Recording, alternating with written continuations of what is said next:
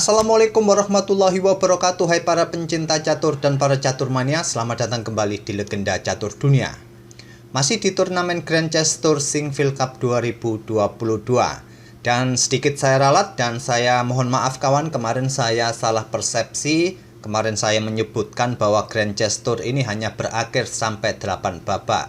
Saya salah mengartikan, salah persepsi kawan. Setelah peninggalnya Magnus Carlsen di babak keempat, jadwal turnamen tetap sampai babak 9. Tapi artinya setiap babak ada pemain yang tidak bermain, sehingga total setiap pemain hanya memainkan 8 game. Jadi itulah kawan yang sebenarnya, dan turnamen ini akan tetap berlanjut di babak 9 nanti malam terakhir. Dan tadi malam di babak 8 kawan, Wesley So tergelincir oleh Alireza Firoza kawan. Dan dua pemain lainnya juga mengikuti langkah dari Alireza ini, yaitu Fabiano Caruana menang atas Hans Niemann, begitu juga Ian Nepo menang atas Levon Aronian. Sehingga tiga pemain yaitu Fabiano Caruana, Ian Nepomniachtchi, Alireza Firoza sekarang mempunyai 4,5 poin kawan, menepati posisi teratas, sedangkan Wesley So dengan 4 poinnya. Tapi Caruana ini kawan sudah memainkan 8 game, jadi tidak mempunyai kesempatan untuk menambah poin lagi di sisa satu babak berikutnya.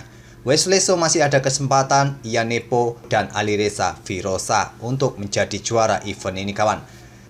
Oke, untuk pagi ini saya dahulukan untuk mengulas permainannya Alireza Firoza yang berhasil menekuk Wesley So tadi malam di babak 8. Kemarin sore sempat komputernya hang kawan, jadi saya tidak jadi untuk mengupload video. Mungkin sebagian kawan-kawan ada yang menunggu.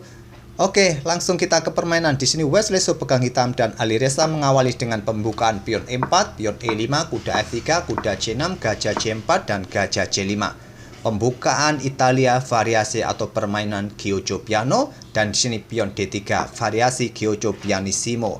Main lainnya adalah pion C3 terlebih dahulu. Inilah jalur utamanya kawan. Dan di game-game terdahulu yang paling banyak adalah kuda F6 ataupun melanjutkan dengan langkah menteri ke peta E7 yang bisa dipilih oleh hitam saat pion C3 dimainkan oleh putih di pembukaan Giojo Piano ini. Tapi di sini kawan, pion D3 dan dibalas oleh Wesley So dengan kuda F6 tentu saja. Barulah rokade di langkah berikutnya oleh Alireza. Langkah yang paling populer selain rokade pada posisi ini adalah pion C3 kawan, yang biasanya dibalas oleh hitam dengan pion D6. Mungkin nanti berlanjut baru rokade di langkah berikutnya. Hitam juga bisa mengikuti rokade ataupun pion A6. Itulah yang bisa dilakukan oleh kedua pemain. Sangat variatif, sangat banyak pilihan pada tahap pembukaan di permainan Italia seperti ini. Italia merupakan pembukaan yang fleksibel kawan, bisa digunakan untuk ya kalem, agresif pun bisa, tergantung kalian memilih variasi seperti apa. Rokade oleh Alireza pion D6, di sini pion C3. Rokade oleh Wesley So pion H3, pion H6, cukup standar untuk kontrol peta G ini kawan, G4, G5. Dari aktivitas gajah masing-masing memberikan pressure bagi kuda masing-masing. Benteng E1, pion A6, pion A4 untuk mendapatkan ruang atau ekspansi di sayap menteri dicegah dengan pion A5. Ini untuk mencegah pergerakan pion B4 dengan tempo ancam gajahnya. Kuda B berkembang ke D2. Di sini gajah E6 menantang pertukaran gajah terang, ditolak. Harapannya tentu terbuka lajur F ini kawan bagi benteng hitam sesegera mungkin dan mendapatkan kontrol yang sangat bagus untuk dukungan pion pusatnya juga dengan pion yang tadi memukul balik gajah terang putih ini. Itulah tujuannya, tapi seringkali dengan tantangan seperti ini sangat jarang putih menerimanya. Alireza merespon dengan pion B3. Tetap menahan diri apabila hitam melakukan pertukaran semacam ini. Kira-kira kawan, langkah terbaik apa atau dengan apa putih harus memukul ambil balik gajah hitam ini? Apakah dengan pion D, apakah dengan pion B, atau dengan kuda? Kira-kira yang mana? Respon tadi Alireza mendorong pionnya ini jelas. Kalaupun nanti terjadi pertukaran semacam ini, Alireza akan pukul balik menggunakan pion B. Tapi bagaimana menurut Stockfish? Stockfish pun lebih menyukai atau memang lebih kuat memukul balik dengan pion B. Walaupun menciptakan pion terpisah, tapi kontrol pada center kalian akan sangat kuat kawan. Di sini kalian masih mempunyai dukungan nanti untuk bertarung di peta pusat. Kontrol pada peta D5 ini cukup kuat dengan adanya dua pion ini. Kalian akan mempunyai kontrol yang sangat kuat di peta pusat. Tapi pertukaran gajah tidak terjadi. Di sini Wesleso benteng E8. Gajah B2, pion D5 mencoba untuk menantang pertukaran pion pusat. Tantangan ditolak. Gajah B5, pressure kuda kawan, mengepin kuda terhadap benteng. Dan posisi gajah ini sudah cukup bagus, tidak ada pion A yang mengganggunya nanti. Dan Wesleso melanjutkan untuk membuka permainan petak pusat dengan pion D pukul pion E4. Diambil balik dengan pion D. Memukul balik menggunakan kuda menurut Stockfish sedikit lebih baik kawan. Kalaupun dilanjut oleh hitam pertukaran kuda, kalian pukul dengan benteng kawan. Kalau kalian memukul dengan pion, hitam akan tidak segan-segan menukarkan menterinya. Setelah diambil balik oleh benteng, hitam akan melanjutkan ambil pion ini karena sudah ditinggal oleh menteri tadi kawan, dan kalian akan rugi jadinya. Jadi memukul balik menggunakan kuda, dilanjut pertukaran, dipukul balik menggunakan benteng merupakan jalur terbaik. Tapi Alireza memilih untuk pukul balik menggunakan pion D dan dilanjut dengan kuda H5 untuk membuka akses menterinya keluar. Manuver kuda ke petak F4 nanti diikuti oleh hitam. Dijawab Alireza kuda C4. Ada alternatif lain yang ditawarkan oleh Stockfish pada posisi ini dengan pion B4 kawan. Membuat langkah pengorbanan pion memang terlihat seperti itu. Kalau pion A pukul pion B4 bisa dilanjut seperti ini, diambil oleh gajah. Maka selanjutnya gajah ini ambil pion, maksud saya gajah ini ambil kuda C6 terlebih dahulu. Setelah dipukul balik oleh pion B, maka gajah gelap ambil pion E5. Gajah terang ambil pion H3. Setelah diambil balik oleh pion G, di sini hitam bisa melanjutkan sikat kuda yang ada di sini. Kalau diambil dengan menteri, terjadi pertukaran menteri terlebih dahulu dan bisa mendapatkan gajah di sini kawan. Memang terlihat hitam akan mempunyai sedikit keuntungan pada posisi ini kawan. Struktur pion putih ini rusak. Walaupun hitam mempunyai double pion yang ada di lajur C, tapi hitam hanya mempunyai 2 kumpulan pion saja kawan. Sedangkan putih tercerai-berai pionnya seperti ini. Tentu inilah sedikit keuntungan dari hitam. Ataupun juga aktivitas bentengnya lebih aktif daripada putih kawan. Tapi itulah penilaian dari Stockfish. Tapi di sini Alireza memilih dengan langkah kuda bergerak ke C4, pressure pion yang di sini, hantam kuda di sini terlebih dahulu untuk mendapatkan pion pusat. Tapi coba lihat, serangan X-ray pun juga bisa dilakukan oleh hitam nanti jika pion ini sampai diambil oleh kuda. Tantangan pertukaran menteri ditolak dengan langkah menteri ke petak F6 dan sekarang gajah sikat kuda. Memang posisi gajah ini saat ini cukup jelek kawan, terblokade oleh kudanya sendiri, tidak bisa ditarik mundur. Kalaupun mau ditarik mundur ke petak F1 ataupun ke petak E2 ini, makanya di sini Alireza menukarkan gajahnya sikat kuda untuk merusak bangunan pion hitam bertumpuk di lajur C. Barulah sekarang Alireza ambil pion yang ada di sini dan gajah ambil pion yang ada di sini. Memberikan tekanan 2 kali kawan. Kalaupun nanti terjadi pertukaran seperti ini akan menguntungkan bagi hitam kawan. Setelah benteng ambil kuda, kalian tidak akan berani ambil balik dengan kuda kawan. Ataupun dengan saudaranya karena ancamannya adalah ancaman skakmat di langkah berikutnya. Itulah kenapa Alireza melangkah menarik mundur kudanya ke D3, menyerang gajah agar meninggalkan diagonal gelap ini yang mengincar pion F2-nya. Dan sekarang double attack kawan, artinya kuda ancam gajah gelap, pion ancam gajah terang. Dan ini diantisipasi oleh Wesleso dengan menteri ke G6 untuk incar pion ini ancaman skakmat dan mempunyai tempo menyelamatkan gajahnya nanti. Tapi bukan langkah yang bagus menurut Stockfish. Stockfish menyarankan benteng ini digeser ke lajur D kawan, untuk mengepin kuda agar gajah gelapnya terhindar dari ancaman kuda. Kalau sekarang pion ini ambil gajah di petak H3 ini, kuda siap untuk mengambil perwira yang lain, memberikan tekanan di sini kawan.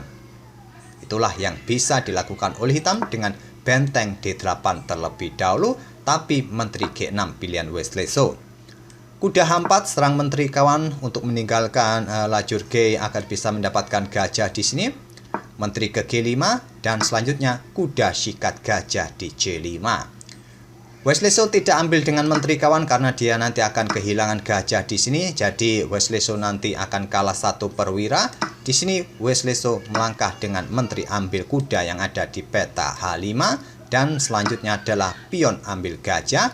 menteri mundur ke G5 skak untuk mendapatkan kuda yang ada di sini agar terjadi keseimbangan jumlah perwira. Walaupun kualitasnya berbeda kawan, sekarang kuda melawan gajah.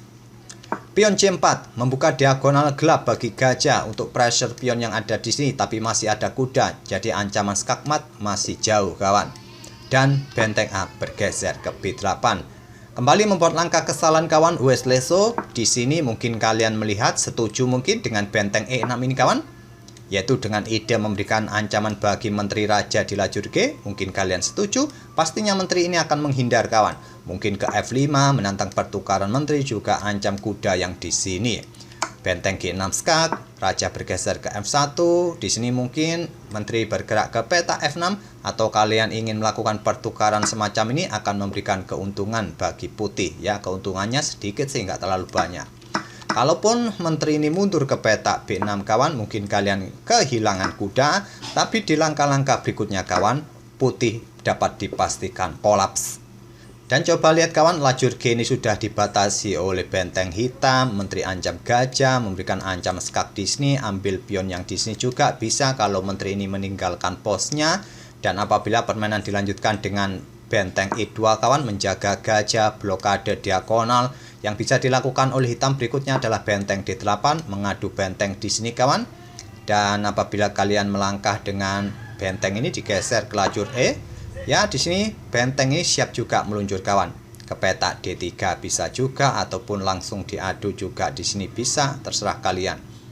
Tapi yang pasti kalau Stockfish menyukai dengan menteri H4, benteng D1 skak, ini juga bikin ribet juga bagi putih kawan. Seperti ini. Dan gajah ini juga bisa jatuh juga.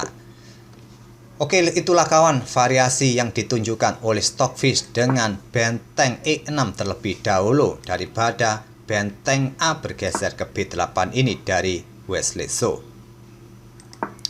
Selanjutnya adalah pion C5 untuk blokade akses menteri menjaga kuda, diantisipasi dengan pion G6, langkah blunder. Langkah terbaik ambil pion ini dan sama-sama memberikan ancaman bagi perwira masing-masing. Apakah gajah ini bergerak ke D4 ancam menteri di sini? Di sini menteri bisa ambil pion yang ada di peta C4. Tapi memang kawan masih tetap memberikan keuntungan bagi putih di posisi ini kawan dengan kehilangan satu perwira. Tapi dengan komposisi seperti ini kawan, dengan keunggulan satu perwira pun juga belum cukup bagi putih untuk memastikan kemenangan. Karena kenapa? Karena jumlah pion hitam masih cukup banyak. Putih hanya mempunyai tinggal 2 pion, sedangkan hitam masih mempunyai 6 pion. Memang kalah satu perwira. Dengan langkah-langkah presisi ya cukup menyulitkan juga bagi putih jika permainan tetap dilanjutkan. Oke, kembali ke langkah aslinya, pion G6. Gajah A3 serang menteri. Di sini menteri mundur ke B6. Sekarang pion E6. Tantangan ditolak. Pion C5, blokade diagonal gelap juga membuka akses menteri, menjaga baris ke-6-nya depan raja. Kalau tadi pion ini pukul pion, ya jelas kawan masih bisa diambil balik dengan benteng. Menteri ambil pion G6 skak, diblokade oleh kuda, dan terjadi pertukaran benteng di sini. Benteng satunya juga siap bergerak kawan untuk membantu serangan. Apakah ke lajur D nanti menuju baris ke-7 juga bisa dilakukan oleh benteng-benteng putih. Oleh karena itu tantangan ditolak pion C5, pion E pukul pion F7 skak diambil balik oleh raja. Selanjutnya menteri D7 skak tidak mungkin diblokade oleh benteng, ya tentu saja menteri bisa langsung sikat kembali kawan. Raja mundur ke F8 dan menteri D5 memberikan dukungan bagi gajah, ambil pion skak dan mendapatkan menteri. Raja menghindar ke G7. Gajah ambil pion ancam menteri, di sini diantisipasi dengan langkah kuda F6.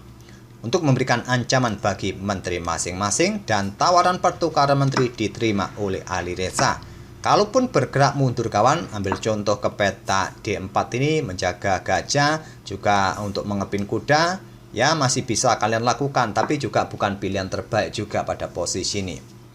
Pilihan terbaik tadi dari Alireza menukarkan menteri dengan cara seperti ini, dan setelah benteng pukul benteng E8 oleh Alireza ini kawan, Wesleso menyerah di langkah ke-32.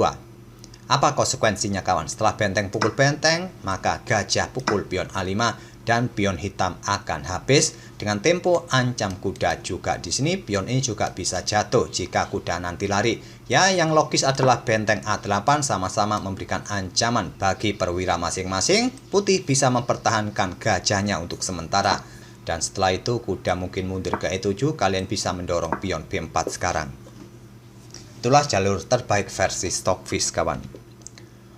Oke, itulah kawan kemenangan ketiga dari Alireza Firoza di event ini. Alireza di event ini sampai 8 babak hanya 1 kali kalah oleh Ian Nepomniachtchi dan berkesempatan untuk menjadi juaranya bersaing dengan Ian Nepo atau bahkan dengan Wesley So sendiri. Wesley So juga masih punya kesempatan.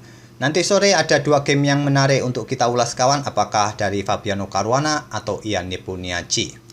Semoga permainan dari kedua pemain ini bisa menghibur kalian dan kita akan bertemu di video-video berikutnya. Terima kasih. Wassalamualaikum warahmatullahi wabarakatuh.